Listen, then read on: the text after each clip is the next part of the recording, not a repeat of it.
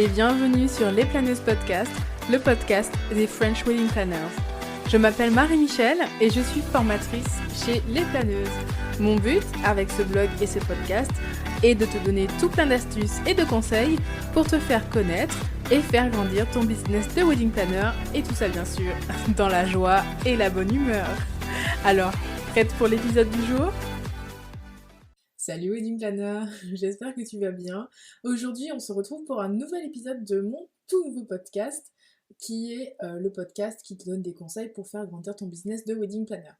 Alors, avant de commencer, j'aimerais vraiment vous remercier parce que j'ai eu plein de bons retours positifs sur le premier épisode et j'ai vu que vous étiez plus d'une centaine à l'avoir écouté, donc je suis très contente et je suis ravie de vous retrouver pour cet épisode numéro 2 qui, encore une fois, j'espère, sera le début d'une très longue suite. Avant de poursuivre aussi sur le sujet du jour, parce que, alors je n'en ai pas encore parlé, mais aujourd'hui on se retrouve pour parler de stratégie de contenu quand on est wedding planner. Qu'est-ce qui peut bien se cacher derrière ces 3 petits mots? Je te laisse poursuivre ton écoute pour en savoir plus. Mais avant, je voudrais juste faire un petit peu ma pub et te dire que si mes épisodes de podcast te plaisent, n'hésite pas à les partager avec tes consoeurs, parce que peut-être qu'il y a encore qu'il y en a qui savent pas que j'existe, qui savent pas ce que je fais, et si tu trouves que ce que je dis est utile et pourrait servir à certaines de tes consoeurs, n'hésite pas à partager ça, et à leur faire découvrir le podcast, le blog, etc. etc. Alors, on se retrouve aujourd'hui pour parler stratégie de contenu. Peut-être que tu ne sais pas ce que c'est, mais je te rassure, je vais te dire tout dans cet épisode. À savoir aussi que cet épisode est disponible en article sur le blog, donc si tu es saoulé d'entendre ma voix, tu peux carrément aller écouter ça, aller le lire, sur le blog si tu préfères lire plutôt qu'écouter. Et bien dans l'article, je mettrai aux gens que s'ils préfèrent écouter, ils peuvent écouter au lieu de lire. Tout simplement. Alors, une stratégie de contenu, déjà qu'est-ce que c'est ? Une stratégie de contenu, c'est le fait de mettre à disposition gratuitement sur tes réseaux sociaux, ton site ou des plateformes particulières, comme par exemple les podcasts, de mettre à disposition de tes clients potentiels du contenu gratuit qui va leur délivrer un message et surtout qui va leur montrer que tu es la personne dont ils ont besoin pour réaliser telle ou telle mission. Le but de cette stratégie, c'est en fait que tu puisses fidéliser des clients, enfin des prospects, et attirer et fidéliser des personnes qui sont susceptibles d'être intéressées par tes offres et tes services, un peu comme on mettrait un appât au bout d'une ligne si on était parti à la pêche. Bon, l'image est peut-être un peu mal choisie parce que j'ai pas envie que tu penses que je prends tes clients pour des saumons, mais en gros l'idée c'est un peu ça, c'est vraiment de mettre à disposition du contenu gratuit. Alors on va voir qu'il y a différents types de formes de contenu gratuit, mais qui vont aider les gens à te trouver et ça va les fidéliser à ta marque, à toi, à ton expertise, et pourquoi pas, vont finir par t'engager puisqu'ils auront reconnu à travers ton contenu gratuit que tu es la personne dont ils ont besoin. Alors peut-être qu'après avoir entendu tout ça, tu te poses encore la question, tu te demandes, ok, c'est bien beau tout ça, mais pourquoi est-ce que je m'embêterais à faire ça? Question légitime pour laquelle j'ai 3, peut-être même 4 réponses à te donner, et je vais te les livrer tout de suite. Alors pourquoi est-ce que tu devrais songer, voire adopter une stratégie de contenu pour ton agence de wedding planner? Parce que bon voilà, forcément tu te dis, moi j'organise des mariages, c'est pas vraiment mon métier d'offrir du contenu gratuit sur internet. Ouais, à qui profite le crime, quoi? Et est-ce que ça va me profiter à moi? Alors, j'ai 4 bonnes raisons pour lesquelles tu devrais te lancer dans une stratégie de contenu en tant que wedding planner. La première raison, c'est que délivrer du contenu gratuit sur internet va te permettre de te positionner en tant qu'experte dans ton domaine, donc qui est l'organisation de mariage. Ça marche aussi pour les décos, les choses comme ça. Mais bon, voilà. Et c'est toi qui délivres le contenu, donc en fait tu es maîtresse de ce qui est dit, c'est toi qui peux choisir de quel sujet tu parles et sous quel angle tu attaques les sujets.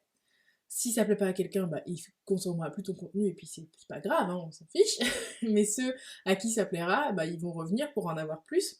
Et le fait de délivrer du contenu gratuit et qui vienne de toi, ça te permet, donc comme je te disais, de te positionner en experte. Et il faut pas oublier que le métier de wedding planner est avant tout un métier de conseil. Et quand on veut, enfin, quand on cherche quelqu'un pour nous conseiller, bah, c'est toujours sympa d'avoir une idée du type de conseil qu'elle donne, de l'expertise que cette personne peut avoir, de son expérience, de se rendre bien compte avant de l'engager et de la payer, qu'effectivement cette personne a l'expérience, les compétences, l'expertise dont elle a besoin pour m'accompagner dans le projet qu'est mon mariage. Donc, délivrer ton contenu gratuit avec des conseils pour les futurs mariés est une bonne façon de les attirer à toi et surtout de leur montrer que tu es la bonne personne pour organiser leur mariage. La deuxième raison que tu as de te lancer dans une stratégie de contenu, c'est que tu vas pouvoir asseoir ton positionnement sur ton marché grâce au contenu que tu vas délivrer. Je m'explique. Grâce à ton contenu, on sait d'emblée, sans même avoir à te contacter, de quoi tu parles, de quoi tu ne parles pas, quel est comment dire, ton rayon d'expertise, euh, de quoi tu es experte et de quoi tu ne l'es pas. Exemple concret, personnellement, j'ai un blog et un podcast qui donnent des conseils en marketing et en communication wedding planner, mais je ne suis pas là pour apprendre aux gens à organiser des mariages. Donc quelqu'un qui cherche des conseils pour se lancer et pour savoir comment on organise des mariages, bah il va pas venir me voir parce que moi, c'est pas ce que j'apprends aux gens. Moi, je donne des conseils pour se faire connaître en tant qu'organisatrice de mariage, mais c'est pas moi qui vais t'apprendre à devenir wedding planner, tu vois. Pareil, si tu es wedding planner et que tu es spécialisé par exemple dans les mariages à petit budget, eh ben, le contenu que tu vas délivrer sera à destination des futurs mariés qui font des mariages à petit budget. Et donc la personne qui ne fait pas partie de cette cible-là, ben, elle va pas forcément te contacter parce qu'elle verra que ce n'est pas ton domaine d'expertise se situe ailleurs. Ok? Et enfin, la troisième raison que tu as de faire ça, et non des moindres, c'est que les stratégies de contenu te permettent d'améliorer ton référencement sur le web et donc de te rendre plus visible. C'est surtout vrai pour les articles de blog. Donc ok, c'est le type de contenu le plus connu, mais c'est super efficace en termes de référencement naturel de ton site parce que chaque nouvel article de blog que tu postes sur ton site est une nouvelle porte d'entrée que tu mets pour attirer des clients vers ton site. Donc rien de mieux pour le référencement naturel. Alors, si tu comptes bien, je ne t'ai donné que 3 raisons sur les 4, et voici la dernière raison. Alors, c'est pas vraiment une raison, mais c'est plus je dirais, c'est plus un exemple pour te montrer que tu n'as pas à y perdre si tu crées une stratégie de contenu autour de ton agence de wedding planner. Parce qu'une des objections principales qu'on va retrouver quand on parle de stratégie de contenu, surtout du contenu gratuit, c'est que les gens vont se dire ah oui, mais si je donne gratuitement des conseils sur internet, si je diffuse gratuitement mon savoir et mes compétences sur internet, bah du coup personne ne voudra me payer pour, pour avoir mes conseils et mes compétences. Et puis bah du coup tout est accessible, donc les futurs mariés ne voudront plus m'engager. Et ça, c'est pas vrai. J'aimerais vraiment que tu puisses envisager de le faire parce que ça, c'est une fausse croyance qui est une façon de te limiter. Peut-être aussi, c'est un peu la peur qui parle, hein, mais ça te limite et pour une mauvaise raison. Parce que le fait de délivrer du contenu gratuit n'empêche absolument pas que quelqu'un veuille en avoir plus, veuille avoir accès directement à toi pour son propre, entre guillemets, usage personnel, tu vois ce que je veux dire. Si les mariés viennent à toi et qu'ils ont aimé tes contenus, et ils vont se dire, non mais elle vraiment, j'adhère tout à fait à ce qu'elle dit, j'adhère à sa personnalité, j'aime beaucoup ce qu'elle fait et je veux cette wedding planner là pour mon mariage, et ça va pas empêcher qu'il y ait des gens qui aient envie de t'engager. Ça ne va pas non plus empêcher qu'il y ait des gens qui vont venir prendre toutes les infos sur ton site, choper toutes les astuces, et puis qui vont jamais t'engager. Mais de toute façon, entre nous, on est d'accord que la mariée qui a décidé d'emblée qu'elle organiserait elle-même son mariage, contenu gratuit ou pas contenu gratuit, elle ne t'engagera pas. Elle a déjà décidé que c'était elle qui allait organiser son mariage et qu'elle n'avait pas besoin du wedding planner. En revanche, en cherchant des astuces, des idées, des infos pour comment organiser son mariage, elle peut très bien tomber sur ton contenu et si elle trouve des conseils judicieux qui vont l'aider, elle peut par exemple décider, ok, si elle organise elle-même, le jour où elle va se rendre compte que peut-être elle a besoin de quelqu'un pour une coordination jour J, elle peut penser à toi directement parce qu'elle a trouvé sur ton site des idées, des conseils qui l'auront aidé à avancer dans l'organisation de son mariage. Et puis peut-être aussi qu'elle a une autre amie qui, cette année ou l'année d'après, va se marier et qui cherche une wedding planner et à qui elle va dire bah écoute, moi quand je me suis mariée, j'ai trouvé telle wedding planner, elle était géniale, vas-y, n'hésite pas quoi. Donc c'est toujours une bonne chose. Et l'exemple que je voulais te donner aussi, c'est que je crois que c'est dans l'article de la semaine dernière que j'ai parlé de ça. Je me suis rendu compte il n'y a pas très longtemps qu'en fait, cette dualité entre contenu gratuit et contenu payant, en fait, on est submergé et on s'en rend même pas compte. Rien que pour prendre mon exemple personnel, je diffuse beaucoup de contenu gratuit, que ce soit mes posts Instagram, mes articles de blog, mes podcasts, les stories que je fais où je donne des conseils, c'est beaucoup de contenu que je donne gratuitement et ça ne m'empêche pas d'avoir des clients, des clientes qui m'achètent mes formations et qui veulent travailler avec moi. Après, tu vas dire, c'est juste mon exemple personnel. Ok. Regarde un petit peu autour de toi, tu verras comment le monde tourne autour de ce concept de contenu gratuit et contenu payant. Tu allumes la radio, tu entends, sans même avoir beaucoup d'efforts à faire, des chansons qui passent en boucle. Et pourtant, ce sont des artistes qui ont bossé, qui ont enregistré, qui ont bûché pour écrire un texte, pour écrire une mélodie. Et ils ont produit tout ça, et pourtant tu y as accès gratuitement juste en tournant le bouton de la radio. Est-ce que tu penses que le fait que la musique des artistes soit diffusée à la radio gratuitement, ça empêche que cet artiste-là puisse remplir une salle de concert quand il va se lancer pour faire sa tournée? Pas du tout. En fait, la stratégie, c'est que la chanson, elle va passer en boucle à la radio, tout le monde va la kiffer, ils vont dire ouais, il est trop bien sa nouvelle artiste, ou bah peut-être même pas un nouveau, hein, mais voilà, et ils vont se dire bah écoute, le jour où il vient à un concert près de chez moi, j'y vais parce que j'ai adoré ce qu'il a fait. Et pourtant, au départ, il t'a délivré du contenu gratuit.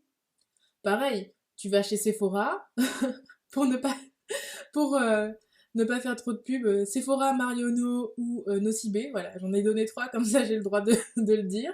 Tu vas à la parfumerie, tu achètes quelque chose ou pas du tout, tu peux très bien demander à te faire parfumer gratuitement ou tu peux demander à repartir avec un échantillon. Est-ce que tu penses que les échantillons de parfums qu'on te donne gratuitement quand tu vas dans ces magasins-là, ça empêche les gens de vendre des parfums? Mais pas du tout. Ça veut juste dire qu'on te laisse tester le produit, qu'on te laisse voir à quel point il te va bien, à quel point il te rend belle et sexy, enfin bref, tout ce qu'ils disent dans les pubs. Et comme tu l'as vraiment aimé, bah la prochaine fois que tu reviens, tu vas faire quoi? Tu vas l'acheter. Et voilà, CQFD. C'est tout ce que j'avais à dire sur le sujet. Donc si tu hésites encore, dis-toi qu'il n'y a aucune raison pour que tu ne te lances pas dans une stratégie de contenu, parce que certes, il y aura toujours des gens pour ne pas acheter et pour consommer uniquement ce qui est gratuit, mais ça va aussi surtout te servir à, comme je le disais, augmenter ta notoriété, augmenter ton référencement, et ça finira toujours par attirer des clients qui, eux, seront vraiment intéressés par tes services. Donc maintenant que j'espère t'avoir convaincu de mettre en place une stratégie de contenu pour ton agence de wedding planner, on va parler des différents types de contenus qui sont disponibles et surtout, ben, je vais te parler de ceux qui pourraient être intéressants pour toi de créer en tant que wedding planner. Alors, les plus connus, sans surprise, les articles de blog. Moi, j'aime beaucoup ce format de contenu parce que c'est un format qui est répandu, mais surtout qui bosse pour toi, même quand tu dors. Je m'explique. Là où tu vas poster quelque chose sur Instagram et qui va rester visible pendant 24 heures, le temps que tout le monde reposte par-dessus et que ça se noie dans la masse, et ben un article de blog, il va rester sur Google, il va rester sur Internet, et même un an, 2 ans, 3 ans après, les gens peuvent encore retomber dessus en tapant une requête qui va faire que du coup ton article est entre guillemets immortel. Donc ça travaille pour toi, ça diffuse ton message et ton expérience alors que tu l'as posté qu'une fois. Donc c'est vraiment hyper gagnant. Ça t'aide à mieux référencer ton site. Et puis c'est un peu un format où tu as quand même la liberté de faire comme tu as envie. Tu mets des images, tu écris. tu diffuses ton propre message, entre guillemets, sans trop d'efforts. Après les articles de blog, tu vas voir tout ce qui va être le contenu des réseaux sociaux. Parce qu'on ne le voit pas tel quel, mais si tu y réfléchis un petit peu, tu verras que le contenu de tes réseaux sociaux, c'est aussi du contenu que tu mets gratuitement à disposition des autres, et notamment des potentiels clients que tu pourrais avoir. Parce que tu vas poster une photo, certes, elle va te servir par exemple à montrer ton travail et à te montrer toi, ou voilà, à engager une discussion.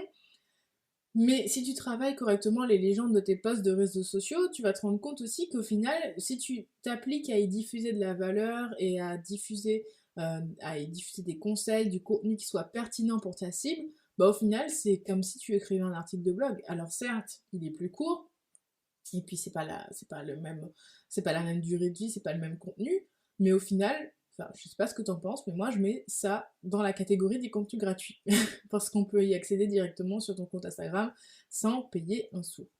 Mais encore une fois, il faut faire en sorte que ça le soit.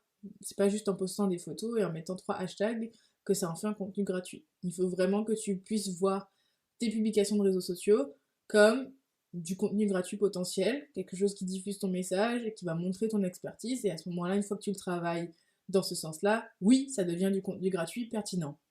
Ok? Mais ça, je crois que j'en ai déjà parlé dans le précédent podcast. Je me répète. Ensuite, les prochains types de contenu que tu peux créer. Alors, avant que tu ne sautes sur ta chaise, je te préviens, c'est quelque chose d'un peu atypique, qu'on ne voit pas énormément dans notre milieu, mais justement, je pense que pour moi, le fait qu'on n'en voit pas énormément est peut-être un, euh, un critère qui pourrait t'emmener vers ce type de contenu.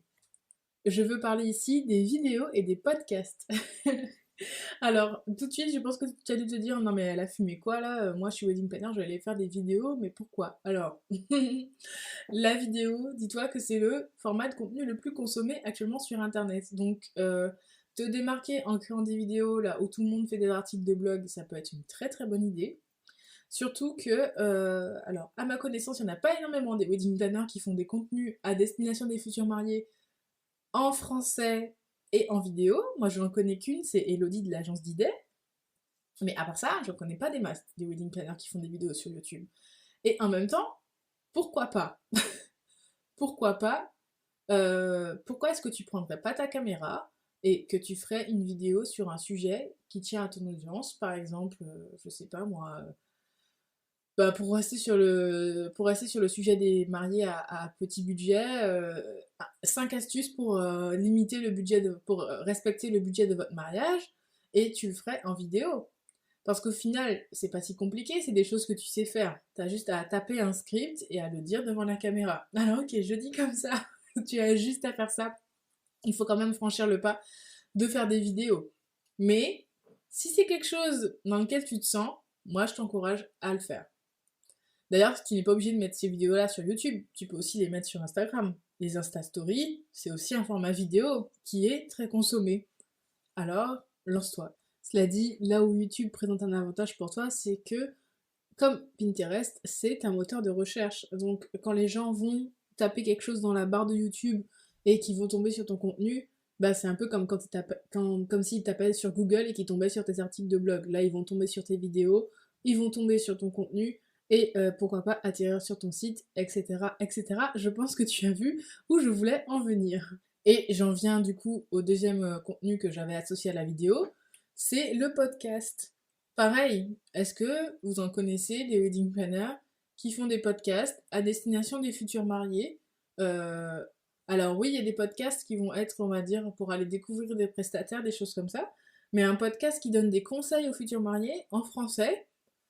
Si vous en connaissez, je veux bien que quelqu'un m'envoie la réponse, mais moi j'en connais pas. Et ça pourrait être une idée. En plus, le podcast est un format qui est de plus en plus consommé de nos jours parce que ben voilà, les gens ils ont plus trop le temps entre guillemets de lire des articles de blog. Ils sont dans le métro, ils sont dans la voiture, bam, ils mettent le podcast, ils écoutent et tu peux directement discuter, enfin entre guillemets discuter, diffuser ton message avec ta propre voix à des prospects qui sont potentiellement intéressés par tes services. Est-ce que ça c'est pas génial? Moi, je pense que oui. D'ailleurs, c'est une des raisons qui m'a poussée à lancer moi-même un podcast. Même si je ne m'adresse pas aux futurs mariés, voilà, maintenant tu sais tout. Et enfin, le dernier type de contenu que tu peux créer en tant que wedding planner et qui, encore une fois, n'est pas hyper répandu de ce côté de l'Atlantique, ça va être les emails. Alors, ok, c'est un peu plus compliqué à mettre en place que d'écrire des articles de blog ou de faire des podcasts, parce que ça va te demander toute une stratégie qui va être de mettre en place un système sur ton site internet pour récupérer les adresses mail en respectant les RGPD. Et ça va te demander voilà, de faire appel à un logiciel pour envoyer des emails, etc. Puisque tu vas pas faire ça avec ton adresse Gmail, hein, on est d'accord. Mais l'emailing a quand même un atout pour lui, c'est que les gens te donnent leur adresse email, ils te donnent la permission de les contacter, et toi tu peux directement dans leur boîte mail t'adresser à eux et leur diffuser ton message.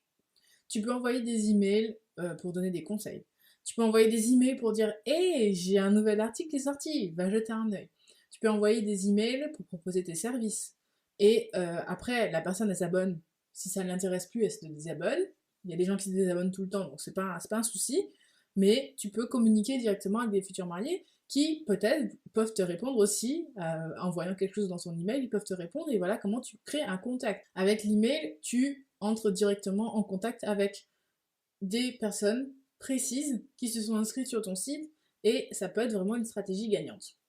Après, ça demande de la mise en place, je ne le nie pas, mais peut-être que tu pourrais aussi réfléchir à mettre en place une telle stratégie. Alors, je sais ce que tu te dis, tu vas dire, ouais, mais Marie-Michel, t'es bien gentille, mais là, tu viens de me donner genre 4-5 types de contenus différents. Est-ce que je dois faire tout ça pour attirer des clients? Alors, bien sûr que non, je t'encourage pas à faire tout ça et à mettre en place toutes ces stratégies en même temps. Il faut pas l'oublier, t'as un métier à côté, t'as des choses à faire et t'as pas le temps de créer un article de blog, une vidéo, un podcast, des contenus de réseaux sociaux et des emails. Voilà. Moi, je le fais parce que ça fait partie de mon métier, qu'on appelle entre guillemets une infopreneuse. Donc voilà, il faut que je diffuse du contenu, je vends et je donne des informations. Donc oui, moi, ça fait partie de ma stratégie. Mais toi, en tant que wedding planner, bien sûr que non, tu n'es pas obligé de mettre tout ça en place. Comment est-ce que tu vas faire pour choisir quel type de contenu tu vas créer? Ça va se jouer sur deux tableaux. Le premier, c'est toi. Alors, je dis le premier parce que ça vient en... Enfin, c'est pas en ordre d'importance, hein. Il y en a deux, et le premier, c'est toi. C'est-à-dire que une des choses qu'il va falloir mettre en place pour que ta stratégie de contenu soit efficace, c'est qu'il va falloir être régulière. Clairement, si tu postes un article tous les 6 mois, ça va pas fonctionner. Je suis désolée, mais si tu veux fidéliser des personnes qui consulteront régulièrement tes contenus, bah, il faut leur délivrer régulièrement du contenu pour qu'elles puissent être, entre guillemets, habituées à chaque semaine recevoir un article, un email, enfin de ta part. Donc il faut que tu sois régulière. Et pour être régulière, une des meilleures façons de faire ça, c'est que tu fasses quelque chose qui te plaît. Donc si tu préfères écrire que parler, ou l'inverse, voilà, tu vas choisir un contenu qui sera adapté à ce que toi tu aimes. Par exemple, il y en a qui sont plus téméraires et qui vont se dire allez c'est bon, j'y vais, elle m'a convaincu Marie-Michel, je me lance dans les vidéos. Bah c'est possible, et d'ailleurs bravo. Mais peut-être aussi que toi tu es un peu plus à l'aise à l'écrit, que tu aimes bien te poser, pas trop te montrer, et c'est ok aussi. Mais à ce moment-là, tu vas écrire des articles de blog, des posts de réseaux sociaux et ou des emails. Peut-être aussi que des articles, tu te dis ouais bon c'est pas ouf, mais par contre l'emailing, pourquoi pas? J'ai envie de tester. C'est à toi de voir. Mais le deuxième critère qu'il faut que tu prennes en compte, ça va être ta cible client. Parce que créer du contenu qui te plaît, mais qui ne plaît pas à ta cible et qui va pas être consommé, bah c'est un peu jeter. C'est quoi un coup d'épée dans l'eau. C'est mettre un coup d'épée dans l'eau parce que ça va servir à rien. Et moi, l'exemple que j'avais pris quand j'avais expliqué ça une première fois, c'était que, admettons que toi tu vises les futurs mariés qui sont archi débordés, qui n'ont pas le temps de s'occuper de organiser leur mariage. Genre, elle est cadre, elle gagne très bien sa vie, mais elle est très occupée, elle travaille beaucoup, beaucoup. Elle a des enfants dont elle s'occupe aussi. À côté de ça, enfin voilà, elle part tôt le matin, elle rentre tard le soir. Quand elle rentre, c'est pour s'occuper de sa famille et hop, au lit quoi. Et ben, cette future mariée-là, est-ce que tu penses qu'elle aura le temps de se poser, ne serait-ce que 5 minutes, pour lire des articles de blog? il est peut-être plus probable qu'elle préfère, pendant qu'elle va à son travail, pendant son trajet de métro ou son trajet en voiture, brancher un podcast et l'écouter dans les embouteillages ou pendant son trajet en métro. Donc, ce qu'il faut faire pour choisir le type de contenu, c'est vraiment faire en fonction de toi ce que tu aimes et de la cible que tu vises, parce qu'il faut faire en sorte que les gens quand même puissent tomber sur tes contenus et puis surtout qu'ils puissent les consommer, puisque c'est en consommant tes contenus qu'ils vont prendre conscience de ta valeur et qu'ils auront envie de travailler avec toi. Bien, maintenant qu'on sait pourquoi on va créer une stratégie de contenu, maintenant qu'on sait qu'est-ce qu'on va créer comme contenu, et ben il ne reste plus qu'une chose à définir, c'est de quoi je vais parler. Ok, c'est bien beau, je vais créer des contenus, mais je mets quoi dedans? Alors, c'est très simple. Un bon contenu, il doit répondre à une problématique que rencontre la personne à qui il est destiné, donc à ta cible client. Parce que, on l'a dit, l'intérêt d'un contenu, c'est que les gens puissent te trouver via ce contenu et que ce contenu serve un petit peu, en gros, de clé qui mène à une collaboration avec toi.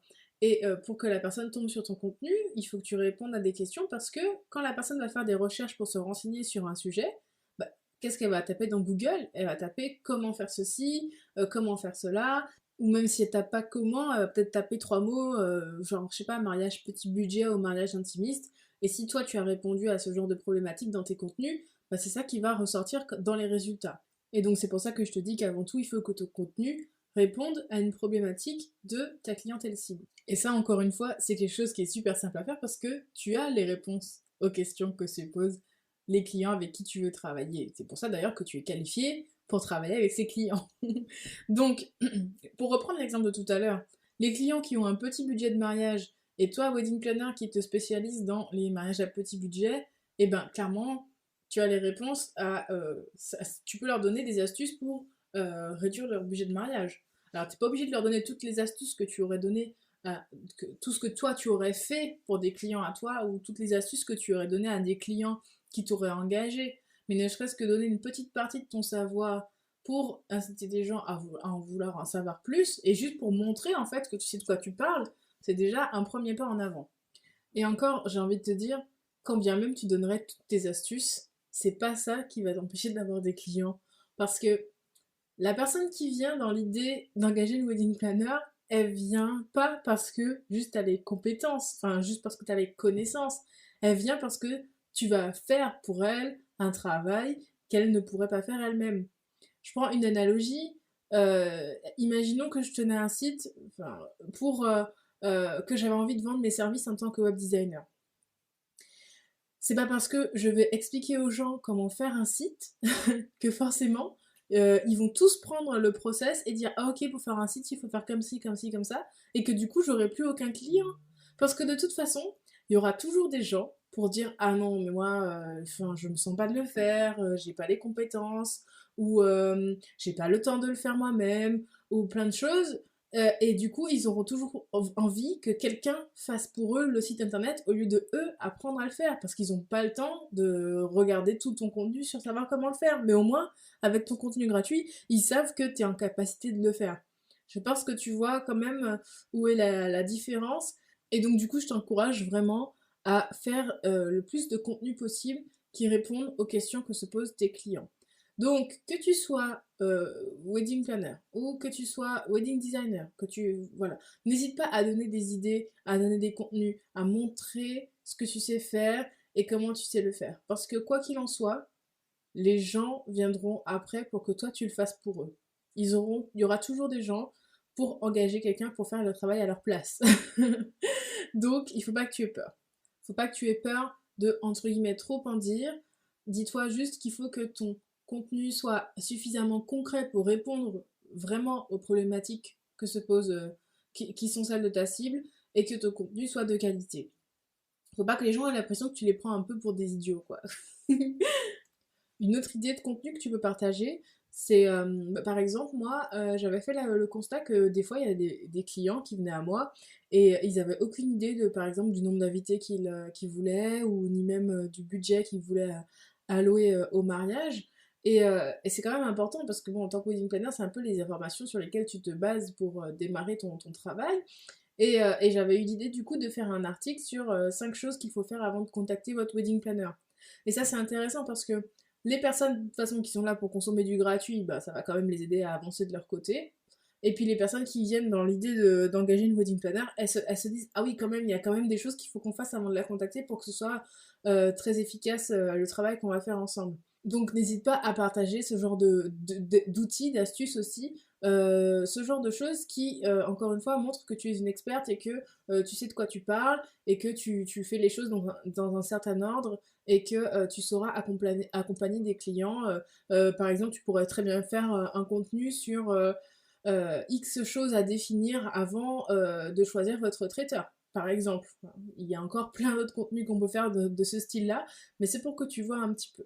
Et puis, en dehors de montrer ton expertise, il y a aussi toutes sortes de contenus que tu peux créer sur ton expérience à toi.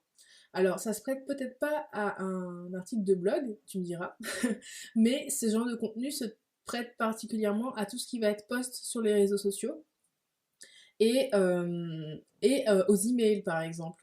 Donc, bon, je disais que c'était en dehors de ce qui prouve ton expertise, mais en fait, tout le, toute la stratégie de contenu est exclusivement basée sur le fait qu'il faut que tu montres que tu es une experte dans ton domaine. Donc en fait, tout ce que tu vas faire, il faut que ça montre que oui, oui t'es là, et oui, tu sais de quoi tu parles, et oui, tu en veux, quoi. Donc montrer ton expertise, ça peut être aussi intéressant. Tu peux raconter des anecdotes ou des choses que tu as vécues et qui font de toi une meilleure wedding planner plutôt que X autres de tes concurrentes. Donc voilà, je pense avoir fait le tour de la question. Pour récapituler vite fait tout ce qu'on a dit aujourd'hui. Donc, une stratégie de contenu, pourquoi c'est intéressant? C'est intéressant pour montrer aux gens, aux prospects potentiels, qu'on a les compétences et l'expertise qu'il leur faut pour les accompagner dans l'organisation de leur mariage. C'est intéressant aussi pour se faire connaître et être mieux référencé. Qu'est-ce qu'on peut produire comme contenu? Il y a différentes formes de contenu, donc notamment les articles de blog, les posts réseaux sociaux, les vidéos et les podcasts et les emails, qui sont pas tous à mettre en place, mais que tu vas choisir en fonction de toi ce qui te plaît et de ce qui est susceptible de plaire à ta cible.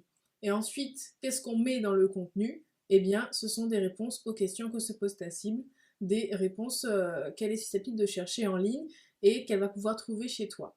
Je rigole parce qu'en fait, voilà, j'aurais pu faire le podcast en 3 minutes et tout récapituler, mais bon, comme j'aime bien vous remplir les oreilles, j'ai mis une demi-heure. C'est pas grave. Donc du coup, s'il y a une chose que je t'invite à faire maintenant que tu as écouté ce podcast, c'est à prendre action, parce que voilà, écouter tous les podcasts du monde ne va pas t'aider à avancer, c'est si tu fais les choses que tu vas pouvoir avancer. Donc la première chose que tu peux faire à la fin de ce podcast, c'est de te demander, ok, qu'est-ce que je pourrais créer comme type de contenu pour ma cible, et surtout, qu'est-ce que je pourrais bien leur raconter qui pourrait leur donner envie de travailler avec moi. Et sur ce, je vais te laisser travailler là-dessus, et moi je te dis à très vite pour un nouvel épisode de podcast.